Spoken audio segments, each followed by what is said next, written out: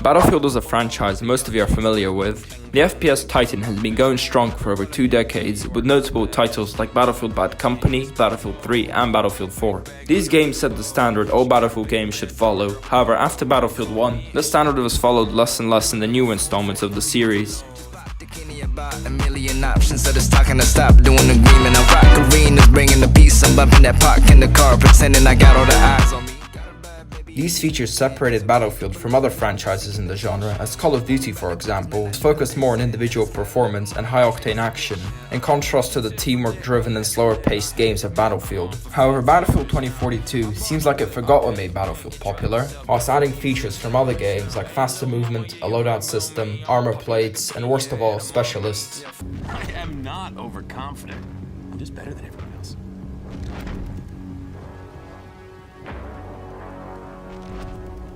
Well, that was fun. Battlefield 2042 feels like it has an identity crisis, as it desperately tries to copy other trends in games while it doesn't fix its own core issues. Some of Battlefield 2042's main issues include poorly designed maps, promised game modes being unfinished, attention going to game modes which no one asked for rather than fixing technical issues.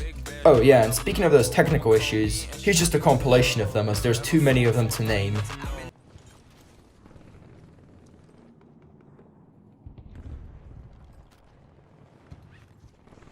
This is hard. And hold E. I almost died. I'm inside the You're building. insult. You clipped into the building. I can't anymore. This is open paid beta. Yes, you are correct, bro.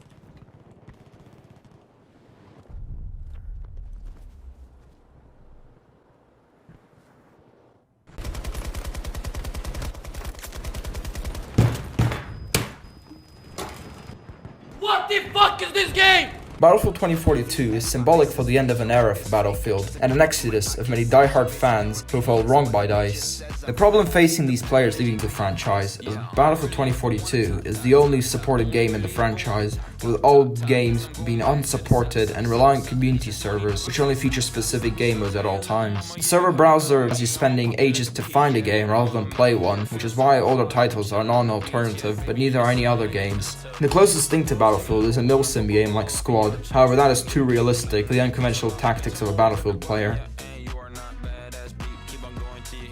There have been many attempts of creating a Battlefield clone, such as Ravenfield and World War III. However, these were either ironic games or just complete failures. However, one game which recently skyrocketed in popularity through being an alternative to Battlefield is BattleBit Remastered.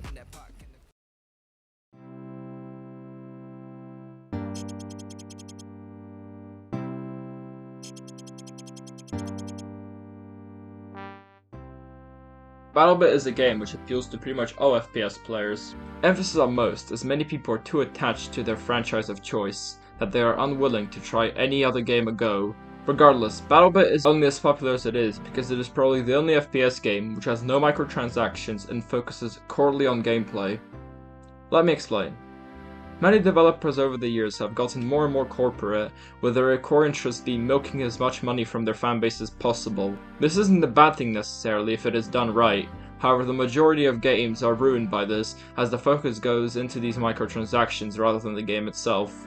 We have all watched as Call of Duty, one of the most popular and beloved franchises of all time, becoming more and more hated by its player base, as it's focused on milking Warzone rather than focusing on their core game. This got to the point where when I logged in for the first time in months, and I was greeted by like 3 menus all trying to get me to buy probably the worst battle pass out there, and some horrible bundles. Speaking of these same bundles and skins, I would have bought them if they were actually good, however compared to Warzone 1, Warzone 2 skins are a complete joke. This greed is why people are becoming more and more nostalgic for older titles, which are not an alternative as I previously mentioned. This paradox is what most players pose, and it is why Battlefield is such a huge hit, as it is a game which captures the same charm older games once had. I was blown away by how simple the menu was and how it went straight into gameplay rather than trying to sell me cosmetics. It says a lot about the gaming industry as a whole when a game without microtransactions is considered revolutionary.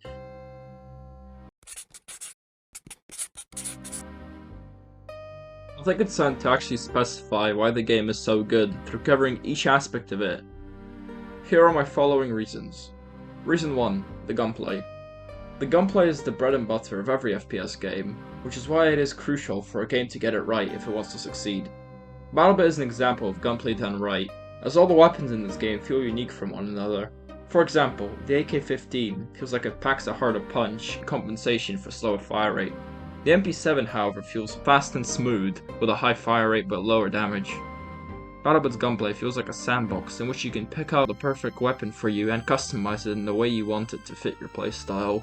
Yes, some guns are going to be better than others, and there is sort of a meta. However, as the game is still relatively new, not many people have progressed far enough to unlock the higher level guns, which is why guns like the AK-15 dominate, as it is quite an entry level gun. It also takes very long to unlock any guns and attachments, you have to grind through them, so there's only a few guns which are going to be used at this moment. I also like how the game handles unlocks, as in games like Battlefield 4 you have to use guns in a specific category to unlock another gun in that category, which is tedious and quite annoying, especially if you want to unlock secondaries. BattleBit handles this a lot better through a level system, where each time you level up you can get a gun. You're also rewarded with attachments for getting kills with the gun you use, making attachment grinding very easy.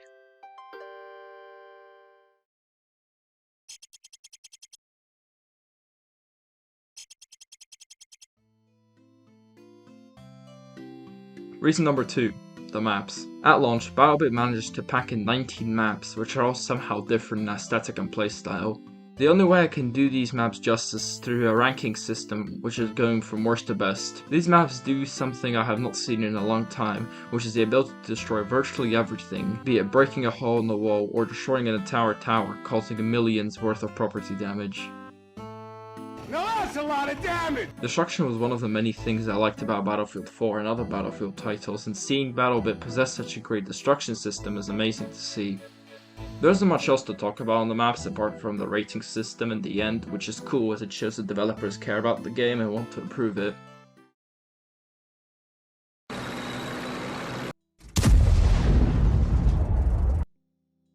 BattleBit has 3 game modes: 32v32, 64v64, and 1-8 vs 1-8. Apart from 32 vs 32, all player counts above that allow for vehicles depending on the game mode and the map. These can range from servers which only allow transport vehicles, such as buggies and Humvees, or through every vehicle, such as helicopters, tanks, APCs, and so on. BattleBit makes vehicles easier to destroy and only has a small number of vehicles like LAVs, tanks, and helicopters available at a time, which is why the vehicles feel their role in supporting infantry rather than destroying the lobby. It's also quite nice that the game makes vehicles more realistic, as you can only use them in first person view only, but also makes the vehicles fun to use, as the clips show.